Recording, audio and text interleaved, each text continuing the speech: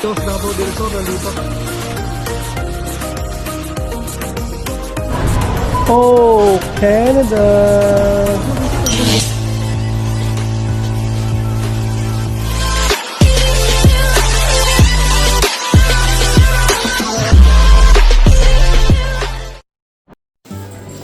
And good morning mga par. Ay. It's the first day of school. You excited din tayo?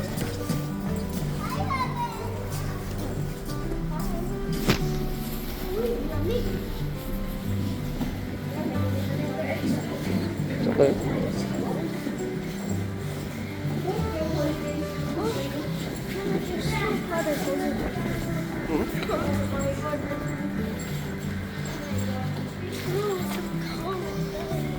Mayroon ka namang ano.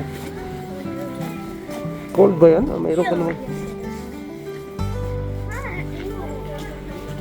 I feel like the snow is getting in my eyes, but I don't feel it though. Yeah. So yan, malakas ang snow mga par.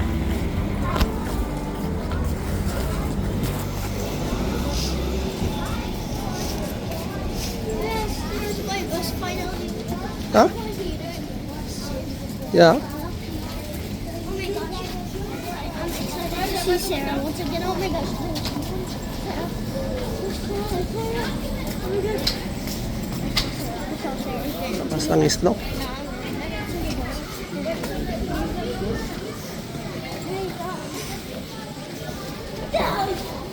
O yan.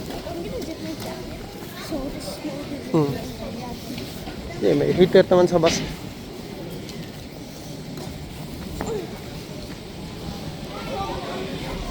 I missed the bus. There's a heater.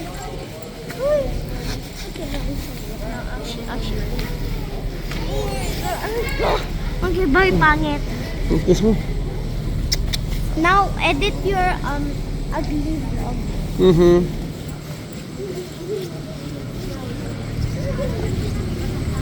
Pasok na yun.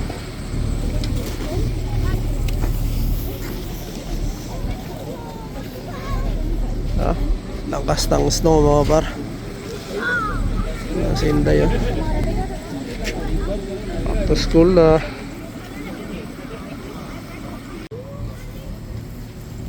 Buhos ang snow ngayon mga par. Hindi ko nadala yung ano ko. Nadala yung gloves.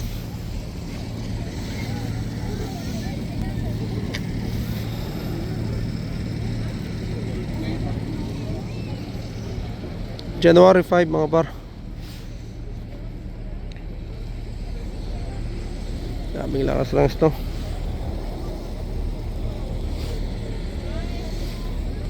Alas 8.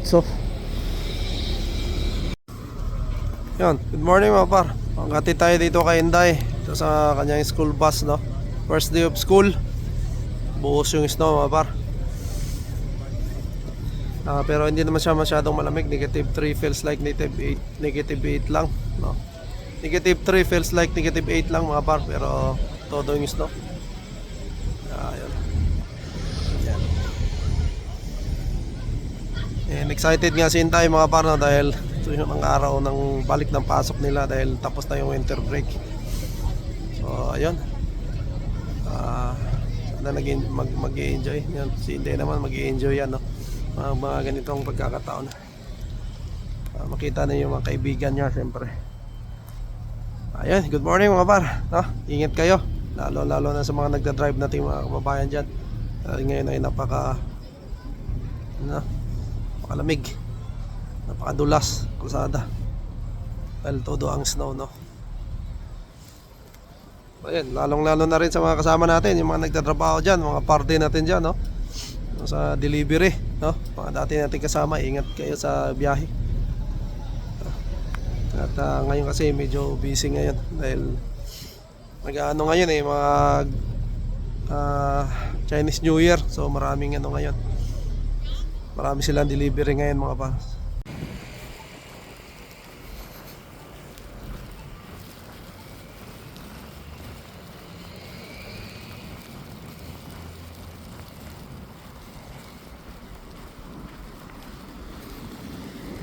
Ayan mga par, lakad tayo konti, no? Ikot ko kayo dito sa... Lakad tayo konti dito, ipakita ko sa inyo yung ano mga par. Ayan, no? Ay, yung itsura nung lugar namin. Talagang buhos yung snow mga par.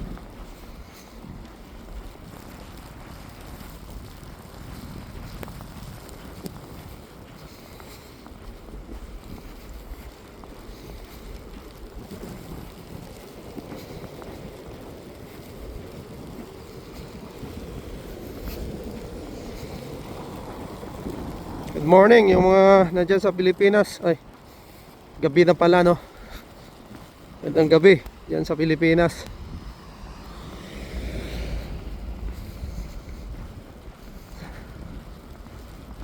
Ayan. Patingin ko tutudo na tong snow January, February mga par.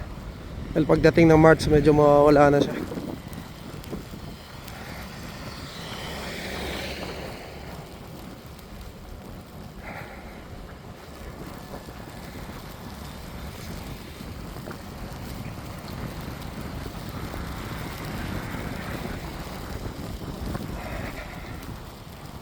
Medyo naka-umikot na tayo doon sa park saglit. Gusto ko lang pasalamatan mga par yung ating nakasama sa live kagabi, no? Siyempre si Par Mark Soria, Par David Hunsay, si Par Chris umakyat lang saglit pero hindi nagtagal mga par dahil meron din siyang pasok, no? Sa mga nakitambay sa amin, no? Canada's Adventure, Jan Sibog, Parang Jess Vlog, Kuya JDL, maraming salamat sa inyo, no? Yan, shoutout, no, sa mga silent viewer din doon sa aming tambayan. Maraming salamat sa inyo mga par, no, sa suporta nyo, no? At siyempre suportahan din po yung aking mga kasamang nagbablog mga par, no? So ilalagay ko lang dito yung kanilang mga channel, no? Suportahan nyo rin po, no? Siyempre gusto ko rin shoutout, no, yung aking kasama sa church mga par, no? Sila Pastor James, Ate Wilma, no? Sila McNeil, Ashley, no? Nga pala si Ashley pala mga par, meron siyang ano, no? Si Ashley pala meron ding YouTube channel, no? Na tungkol sa church mga par, no? At yun nga, yung church kasi na sinasalihan namin mga par, no? So, pinupuntahan namin ay bagong tayo, no? At ayun, kung nandito kayo sa Scarborough, no, at wala kayong church na mapuntahan, no? Yan, pwede kayong pumunta doon sa inaano namin mga par, no, na church. Dahil yun ay all Filipino mga par, no? And ayun, pwede kayong pumunta doon at ano sa amin, no? So every ano rin yun mga pre, every Sunday rin yun mga par, no? 11:30 yung service, no? So anytime po pwede kayong pumunta, no? Or message nyo ako, or message nyo po ito, no, si Ashley mga par, no? Lalagay ko yung YouTube channel niya rito. Meron din siyang YouTube channel mga par na yan, patungkol nga sa service namin para makita ninyo, no? So ayan, maraming salamat, no? At siyempre yung mga taga-suporta natin, no, nagpapasalamat ako sa inyo, lahat ng mga silent viewers, mga nagko-comment sa ating mga vlogs, maraming salamat, no? At ngayon nga 2026, no, ay umasa tayo na maging ano tayo, na maswerte tayo ngayong 2026, no? And ayun nga, gusto ko lang ding ano mga par, no? Gusto ko lang linawin yung aking mga previous vlog dati, no? Baka ma-misinterpret nyo mga par, no? Ako po ay hindi po ako nagyayabang sa kalagayan ko ngayon mga par, no? Dahil ito po ay isang blessing, no, para sa amin, para sa aming pamilya, no. At sinishare ko lang naman yung aking karanasan ngayon, dahil para magkaroon din ng idea mga par yung ating mga kababayan, no. At para ma-assess nila ang kanilang sarili, no, kung may balak silang pumunta ng Canada, kailangan talaga nilang aralin muna, no, especially nga doon sa funds na meron ka, sa support na meron ka, no, dahil dito po sa Canada talaga ay hindi ganun kadali, no. Ang Canada mga par ay napakaganda po para sa akin, no, kung ako ang tatanungin, no. Napakaganda ang Canada, pero siyempre kailangan mo lang aralin, no. Kailangan mo siyang kailangan mong assess ang inyong mga sarili, no, bago pumunta rito. Hindi lang financially, mentally rin mga par, dahil hindi rin nga basta-basta yung mag-stay rito sa Canada. Hindi rin basta-basta pumunta lang agad dito mga par, nang hindi mo tinitingnan kung anong mangyayari sa iyo dito, or wala kang alam tungkol sa buhay Canada mga par, no? Kasi yun nga, baka mabigla ka or baka hindi mo kaya, no? So kailangan talaga yun na i-assess mo muna yung inyong mga sarili, no? At kung sa tingin nyo kaya nyo financially, no, mentally, yun, try nyo mga par, dahil ang Canada po ay napakaganda, no. Marami naman po, no, marami ang mga nandito, no, na gustong sumubok mga par, no. Hindi lang naman tayo, no, at may mga nangangarap pa sa Pilipinas. Kami ay blessed lang dahil mayroon kaming support na natatanggap mga par, no. Hindi sana masamain, no, hindi po tayo nagyayabang dito na niyayabang natin yung ating mga yun yung nangyari sa atin dito, no. At yun ay vlog ko nga rin na na-refuse tayo, no. Gusto ko lang kapulutan niyo ng idea mga par, ang mga ganitong pangyayari, ang ganitong mga pangyayari sa buhay Canada namin. Kaya nga, sabi ko nga, kung wala kaming suporta, no, ay talagang umuwi na ako mga par, no. Hindi na ako mag-stay rito dahil napakahirap po dito sa Canada na walang trabaho mga par, no. At paano na yung mga bayarin natin sa araw-araw, no. At syempre yung rent ang bahay, no. Especially nag-aaral pa yung asawa ko, which is study visa pa kami mga par, no. Hindi po ganun kadali, no. Napakahirap po, no. Kaya ako na-vlog na talagang pag-isipan yung maigi mga par, no. At yun nga, sabi ko, pag ayos na, kayang-kaya na, no, why not, no. Try nyo yung buhay Canada mga par, try nyo yung Canada, no. Isipin nyo na lang mga par, no, maraming mga professionals na nandito, no, kaya ng mga doktor, mga attorney, mga accountant, no. Marami po sila na nandito mga par, no, at sumubok, no, dito sa buhay Canada mga par.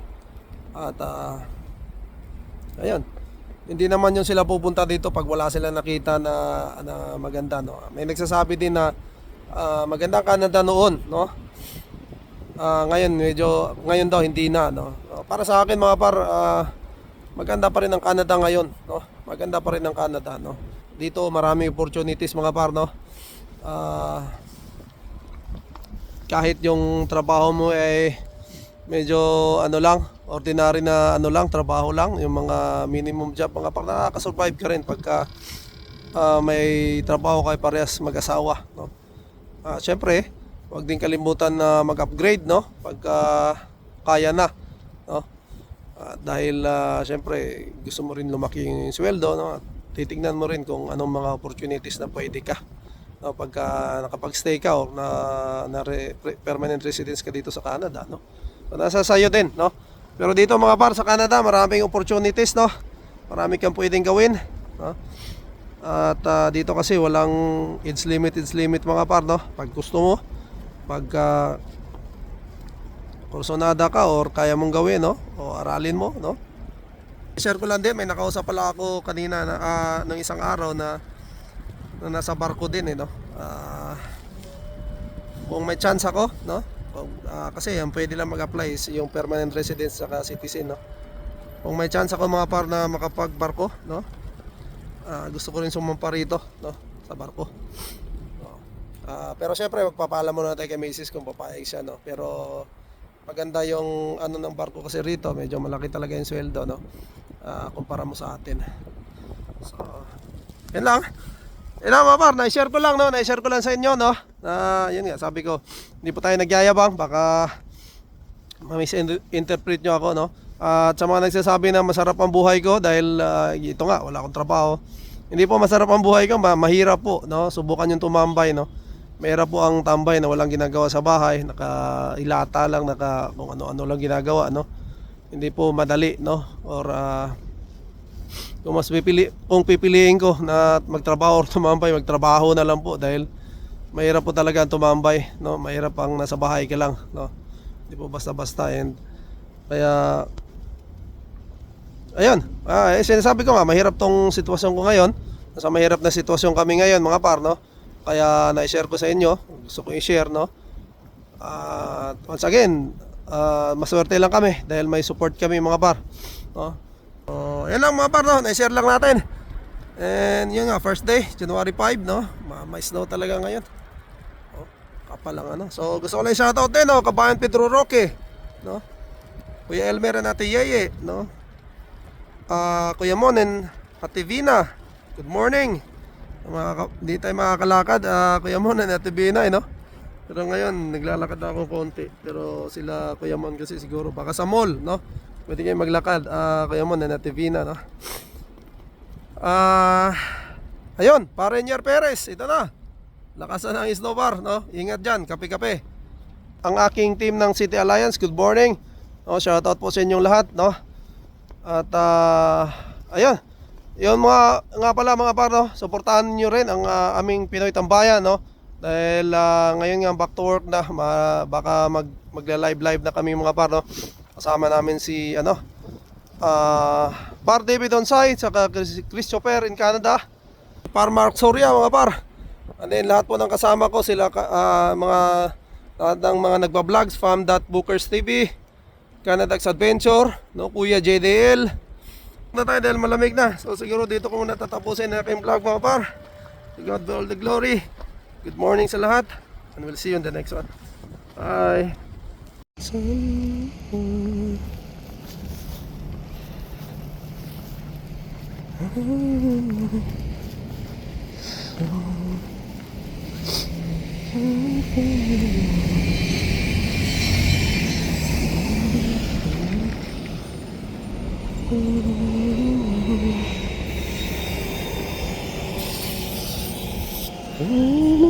Oh,